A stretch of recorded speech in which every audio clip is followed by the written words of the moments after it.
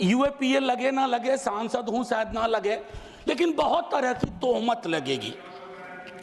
Sir एक आवश्यक बात, हम महापुरुषों की जन्मतिथि पुण्यतिथि पर माल्यार्पण वाले दुनिया के नंबर 1 देश हैं।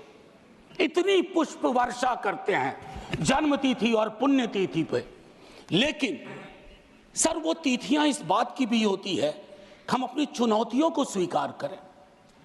अगर हम संविधान दिवस मना रहे हैं, क्या फ्रीडम के बारे में नहीं बात होनी चाहिए? दोनों तरफ ऐसी बातें हो रही हैं, मेरी कमीज सफेद, तुम्हारी कमीज गदली। अरे साहब, संविधान की कमीज देख लो, वो गदला ना हो, उस पे दाग ना पड़े, ये हमारा दायित्व होना चाहिए। आज से 25 वर्ष बाद मैं इस सदन में नहीं होऊंगा, हम में से बहुत लोग नहीं होंगे।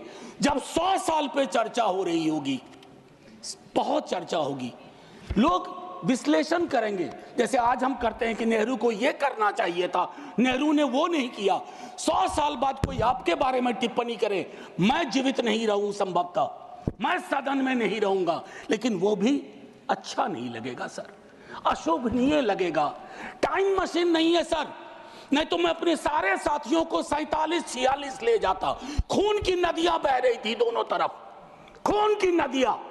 मंदिर में गाय काट के फेंकी जा रही थी, मस्जिद में सुअर फेंके जा रहे थे।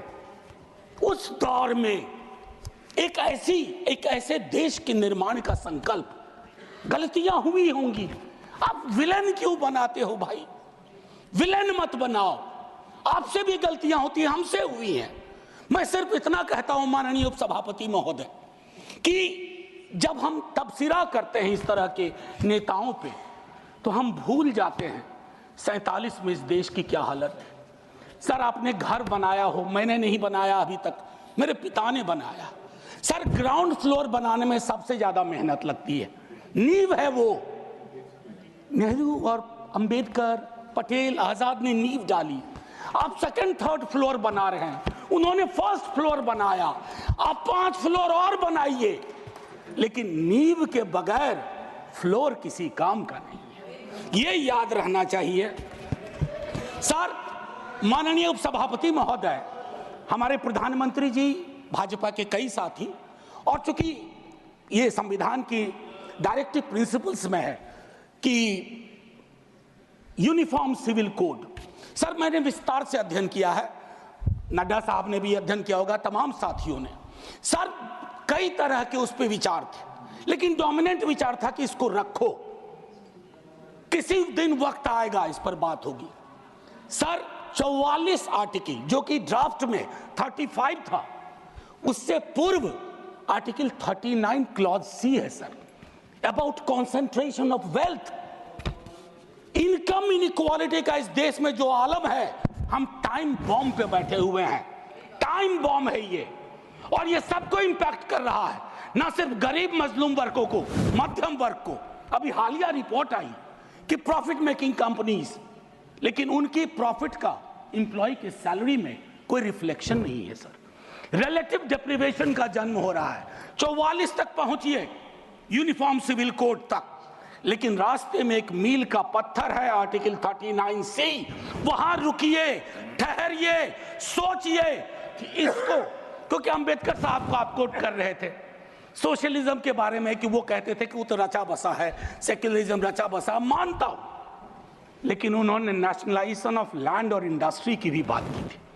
मैं उसकी पैरोकारी आज के दौर में नहीं कर रहा हूं, लेकिन ये जरूर कहूंगा कि प्राइवेट प्लेयर्स ऐसे ना हो जाएं कि एक को चादर से ढकने के चक्कर में पूरा देश नग्न सच्चाई से रूबरू होता रहे, ये नहीं होना चाहिए।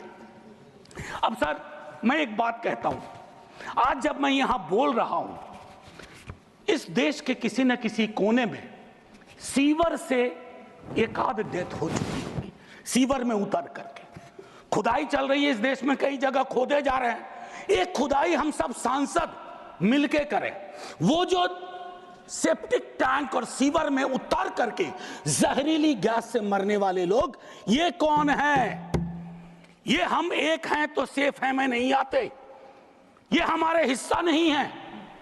इसी समाज का हिस्सा हैं। हाँ, ये अव्वल बात है कि हमारी जातिगत सीढ़ी नुमा पदानुक्रम में वो नीचे आते हैं, उनके उन पर गौर थोड़ा हम कम करते हैं।